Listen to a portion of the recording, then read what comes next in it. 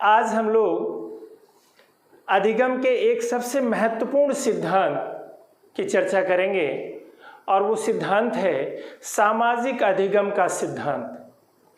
सुनने में और पढ़ने में दोनों में ही ये बहुत ही इंटरेस्टिंग है और एग्ज़ाम की दृष्टि से तो मैं कह सकता हूँ कि हर एग्ज़ाम में इसमें से प्रश्न आते हैं।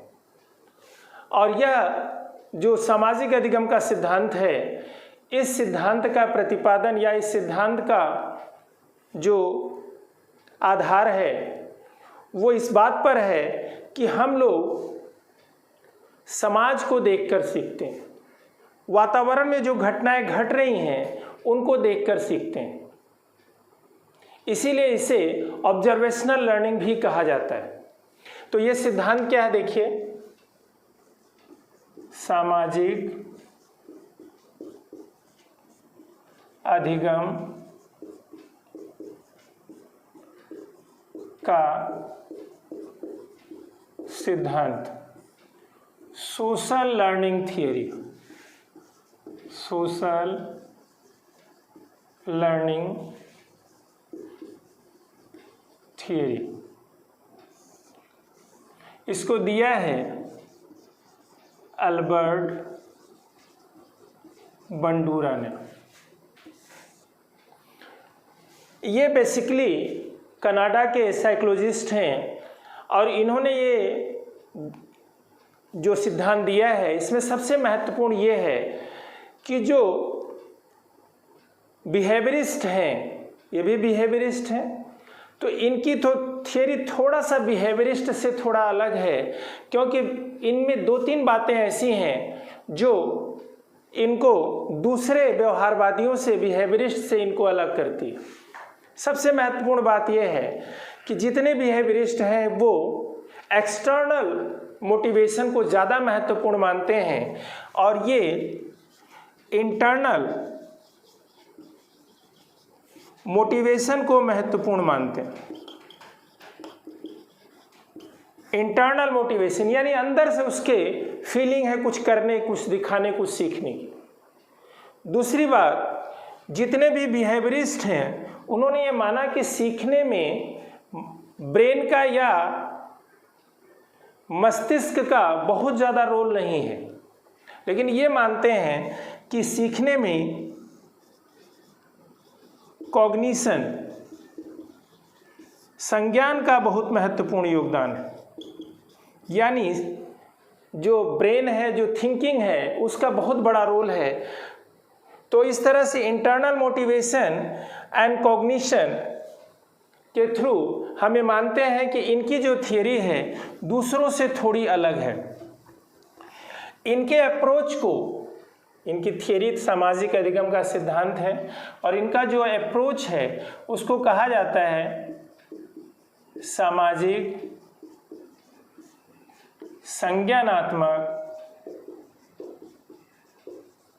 उपागम, social cognitive approach, social cognitive approach.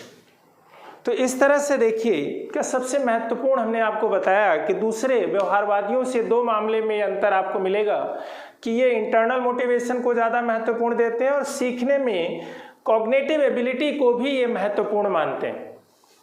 अब हम बात करते हैं कि इनकी थियरी किस पर आधारित है। देखिए, बहुत सिंपल सा उदाहरण है कि हम दूसरों को देखते हैं और देखने के बाद हम उनके बिहेवियर को, अगर अच्छा हमें लगता है, अंदर से हमें फीलिंग आती है कि ठीक है, तो हम उसको नकल करते हैं, उसको सीख लेते हैं। यानी the individual learns by observing the society by observing the others. और जिसको हम ऑब्जर्व करते हैं वो हमें मॉडल के रूप में हमारे सामने आता है, उसको हम कहते हैं मॉडल या निदर्श। यानी आपने देखा होगा कि बहुत सारे मॉडलिंग करते हैं, एडवर्टाइजमेंट उनकी आती है। ऐसा क्यों होता है? वो इसलिए होता है कि वो हमारे अंदर ऑब्जर्वेशनल लर्निंग डेवलप करना चाहते हैं कि लोग देखेंगे और देखेंगे तो फिर इसका सेवन करेंगे या इस प्रोडक्ट को प्रयोग में लाएंगे। आपने देखा होगा अमिताभ बच्चन या बहुत सारे ऐसे बड़े बड़े फिल्म स्टार हैं जो बहुत सारे प्रोडक्ट को एडवर्टाइज करते हैं, और वो सिर्फ एडवर्टाइज ही नहीं कर रहे बल्कि वो हमारे अंदर एक सेंस डेवलप कर रहे हैं कि look at me, I am using this product and you should also use this product. और हम उनके चूंकि फॉलोअर होते हैं, वो हमें पसंद आता है कि भाई जब ये इतने बड़े होकर के इस्तेमाल कर रहे हैं तो इसका मतलब ये चीज़ ठीक होगी, और हम उसका इस्तेमाल करने लगते हैं। इसको हम कहते हैं सामाजिक अधिगम, सोशल लर्निंग। सबसे महत्वपूर्ण बात ये आप देखे होंगे कि बचपन में बच्चे चोर पुलिस का खेल खेलते हैं और वो पुलिस बनना चाहते हैं। ये बच्चों ने कहाँ से सीखा? ये भी सोशल लर्निंग, दूसरों को देखकर। आजकल देखा होगा कि आपने कोई एक बच्चा है जो एक बहुत अच्छा ड्रेस पहनता है, उसको देखकर दूसरे बच्चे भी उसी तरह का ड्रेस पहनने लगते हैं। ये सोशल लर्निंग का ही खेल है।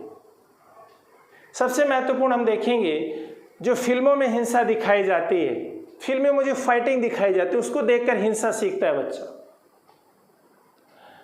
एडवर्टाइजमेंट जो किया जाता है वो इसी तरह की लर्निंग को प्रमोट करने के लिए किया जाता है। इसलिए इसको प्रेक्षणात्मक अध्ययन करने के साथ साथ इसको प्रेक्षणात्मक अधिगम भी हम कह सकते हैं कि ये ऑब्जर्वेशनल लर्निंग है, देखकर सीखने का। ये सबसे बड़ा उदाहरण यही है कि हमने ये देखा कि अगर कोई प्रोडक्ट मॉडल उसका एडवर्टाइज कर रहा है, अगर कोई प्रोडक्ट है और उसका एडवर्टाइजमेंट हो रहा है किसी मॉडल के द्वारा, किसी फिल्म स्टार के द्वारा, किसी खिलाड़ी के द्वारा, तो हम उसका इस्तेमाल करते हैं, और अगर वो प्रोडक्ट हमें अच्छा लग जाता है तो हम उसका सेवन जारी रखते हैं। यही है सोशल लर्निंग। इसमें बिहेवियर का चेंज होना, हर चीज़ हमने देखा। तो इसका एक उदाहरण इन्होंने प्रस्तुत किया था। इन्होंने क्या किया कि कुछ बच्चों को इन्होंने इकट्ठा किया और उनको एक फिल्म दिखाई। 10 मिनट की कुछ बच्चों को इकट्ठा किया और उनको 10 मिनट की एक मूवी दिखाई। उस मूवी में इन्होंने दिखाया कि एक बहुत बड़ा कमरा है, उसमें एक डॉल रखी हुई है और एक बच्चा एंटर करता है और उस डॉल को काफ़ी डिस्ट्रॉय करता है। बहुत सारे खिलौने उस कमरे में हैं, लेकिन उसमें उस बड़े डॉल को काफ़ी डिस्ट्रॉय करता है और वो मूवी कट कर दी जाती है। बाद में जिन बच्चों को ये मूवी दिखाई गई उनको 3 ग्रुप में बांटा जाता है और आगे की मूवी दिखाई जाती है। जिस बच्चे ने इस डॉल को डिस्ट्रॉय किया, एक वर्ग को ये दिखाया जाता है। बच्चों का एक वर्ग ये देखता है मूवी में, या उसको दिखाया जाता है कि जिस बच्चे ने इस डॉल को नष्ट किया या इस खिलौने को तोड़ा, उसको पुरस्कार दिया जाता है। एक वर्ग को दिखाया गया कि जिस बच्चे ने इस डॉल को तोड़ा था उसको दंड दिया जाता है, पनिशमेंट दिया जाता है। और तीसरे वर्ग को यह नहीं दिखाया गया कि ना तो पनिशमेंट वाली बात दिखाई गई, ना तो पुरस्कार वाली बात दिखाई गई। केवल पहले वाला दिखाया गया कि कमरे में एक बच्चा एंटर होता है और खिलौने को तोड़ता है। अंत में तीनों ग्रुप के बच्चों को इसी तरह से एक कमरे में ले जाया जाता है और ये देखा जाता है कि क्या करते हैं ये बच्चे। तो ये देखा गया कि जिन बच्चों को पुरस्कार वाली मूवी लास्ट वाली दिखाई गई थी कि खिलौने तोड़ने के बाद पुरस्कार दिया जाता है, उनको ऑब्जर्व किया गया, उनको देखा गया कि वो पहुंचते ही खिलौने को तोड़ना शुरू कर देते हैं। और जिनको दंड वाली मूवी दिखाई गई थी, उन्होंने खिलौनों को तोड़ना तो दूर, अपना हाथ पीछे करके खड़े हुए नजर आए। और जिनको न दंड वाली मूवी दिखाई गई थी न पुरस्कार वाली, वो उन बच्चों को देखते थे कि कौन सा बच्चा कैसा कर रहा है। अगर वो तोड़ते हुए देखते थे तो तोड़ने लगते थे, अगर वो खड़े हुए बच्चे को देखते थे तो खड़े रहते थे। इस तरह से हम ये देखते हैं कि हम दूसरों को देखकर सीखते हैं और डायरेक्ट सीखते हैं। कुछ चीज़ें हम डायरेक्ट सीखते हैं और कुछ चीज़ें हम दूसरों को देखकर सीखते हैं, दूसरों के साथ क्या हो रहा है। इसलिए इसका नाम, इसको हम कहते हैं विकैरियस लर्निंग भी कहते हैं या प्रतिनिधि सीखना भी कहते हैं। प्रतिनिधि सीखना, फॉर एग्जाम्पल देखिए, मान लेते हैं कि क्लास में एक बच्चे ने अध्यापक से प्रश्न पूछा और अध्यापक ने उसको डांट दिया। सारे बच्चों ने देखा कि प्रश्न पूछने पर टीचर ने डांटा है, तो अब कोई भी बच्चा प्रश्न नहीं पूछेगा। यानी अपने साथ हुई घटना के द्वारा नहीं, बल्कि दूसरों के साथ जो घटनाएं घट रही हैं उसको देख करके सारे बच्चों के अंदर ये आ गया कि हमें इस अध्यापक से प्रश्न नहीं पूछना है। इट मीन्स ये जो सीखना है ये विकैरियस लर्निंग या प्रतिनिधि सीखना कहलाता है। अब हम बात करते हैं कि जो बंडूरा है वो ये मानते हैं कि सीखना जो होता है वो रेसिप्रोकल है या पारस्परिक विधि से होता है, रेसिप्रोकल है, और वो उसमें 3 फैक्टर्स काम करते हैं। Learning is a reciprocal process which has 3 factors. सीखने का जो कारक है या हम कह सकते हैं कि सीखने को जो प्रभावित करते हैं उसमें 3 फैक्टर्स हैं जो आपस में पारस्परिक रूप से क्रिया प्रतिक्रिया करते हैं, और उसको हम ट्रायंगल के थ्रू पढ़ सकते हैं। उन्होंने सबसे पहले दिया एनवायरमेंट, दूसरा है कॉग्निशन और तीसरा है बिहेवियर। इन्होंने बताया कि इसमें इस तरह का रिलेशन है, यानी एक दूसरे से वो प्रभावित होते हैं और एक दूसरे को प्रभावित करते हैं। यानी सीखने में इन 3 का बहुत बड़ा रोल है। देखिए, जैसा एनवायरनमेंट होगा वैसे उसके दिमाग में मानसिक स्थिति डेवलप होगी और उस तरह का वो बिहेवियर करेगा। मान लेते हैं उसने बिहेवियर किया, उससे एनवायरनमेंट पर असर पड़ा, यानी जिस उसका बिहेवियर हुआ तो उसी तरह से एनवायरनमेंट डेवलप हुआ और उसी तरह से उसका कॉग्निटिव डेवलपमेंट हुआ। यानी उन्होंने बताया कि जो सोशल लर्निंग है वो 3 फैक्टर्स पर डिपेंड करती है, एनवायरनमेंट, कॉग्निशन एंड बिहेवियर। वातावरण, संज्ञान और व्यवहार पर डिपेंड करता है। ये सीखने के कारक के रूप में इन्होंने इसे परिभाषित किया। यहाँ पे एक महत्वपूर्ण प्रश्न ये है कि इन्होंने बताया कि सीखने की कुछ अवस्थाएं होती हैं। Social learning occurs through the 4 stages, 4 अवस्थाओं से होकर गुजरती हैं, और इनको इन्होंने एक सर्कल भी बताया कि वो एक फिर सर्कल का भी रूप धारण कर लेती हैं। लेकिन हम यहाँ पे सिर्फ ये बात करेंगे कि लर्निंग अकर्स थ्रू 4 स्टेजेस, जिसका वर्णन इन्होंने किया और ये एग्जाम में पूछा भी गया, कई बार पूछा गया। Which are the 4 stages of learning according to Bandura, social learning according to Bandura. What are the 4 stages of social learning according to Bandura? तो सबसे पहला है अटेंशन, या हम कह सकते हैं अवधान। दूसरा है रिटेंशन, धारण करना। तीसरा है रिप्रोडक्शन,